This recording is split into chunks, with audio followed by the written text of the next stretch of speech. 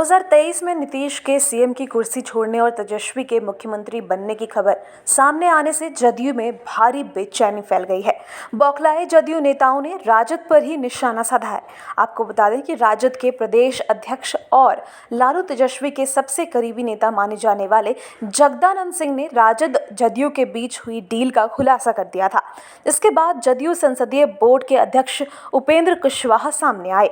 उपेंद्र कुशवाहा ने ट्विटर पर लिखा कि जगदा बाबू का बयान उस पिता के एक्शन की तरह है जो किसी अनहोनी के भय से अपने बेटे या बेटी की शादी जैसे तैसे निपटा लेना चाहता है। रिटेक दिलचस्प बात यह है कि उपेंद्र कुशवाहा या फिर जदयू का कोई दूसरा बड़ा नेता जगदानंद सिंह के बयान का खंडन भी नहीं कर पा रहा है।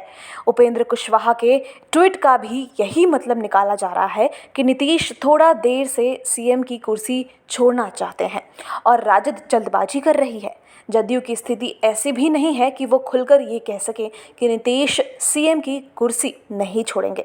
दरअसल राजद के प्रदेश अध्यक्ष जगदानंद सिंह ने मीडिया से बात करते हुए कहा था कि नीतीश कुमार ने जो घोषणा की है उसके अनुसार हमें लगता है कि वो 2022 बीतने के बाद देश की लड़ाई लड़ेंगे और 2023 में बिहार के भविष्य की लड़ाई तेजस्वी के हाथों सौंप दी जाएगी।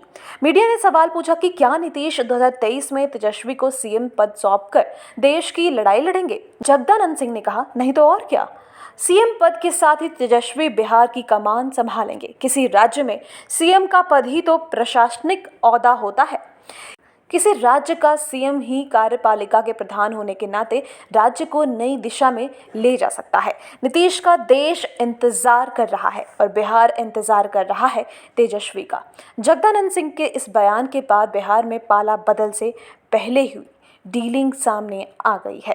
दरअसल 2020 के विधानसभा चुनाव के बाद तेजस्वी बार बार ये कह रहे थे कि वो किसी भी सूरत में नीतीश कुमार जैसे पलटी मार नेता के साथ हाथ नहीं मिलाएंगे। लेकिन अचानक से पिछले महीने यानी अगस्त 2022 में तेजस्वी का हृदय परिवर्तन हुआ और वो नीतीश कुमार की सरकार में डिप्टी सीएम बन गए। जदयू से लगभग 2 गुना विधायक होने के बाद भी तेजस्वी का डिप्टी सीएम बनकर संतुष्ट हो जाना सियासी जानकारों को हैरान कर रहा था। लेकिन अब ये साफ हो गया है कि डीलिंग क्या हुई है।